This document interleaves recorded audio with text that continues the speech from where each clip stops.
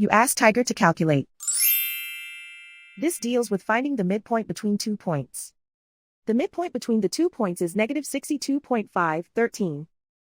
Let's solve it step by step. Plot the 2 points and calculate the midpoint using the formula. The coordinates of point 1 are x1 equals negative 96, y1 equals negative 60. The coordinates of point 2 are x2 equals negative 29, y2 equals 86. PM represents the midpoint of the 2 points.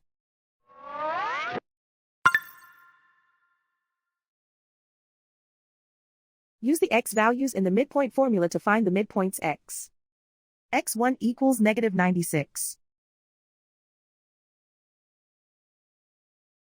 x2 equals negative 29. Simplify the arithmetic.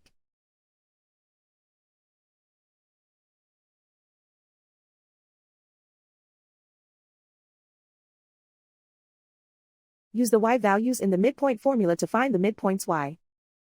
y1 equals negative 60. y2 equals 86. Simplify the arithmetic.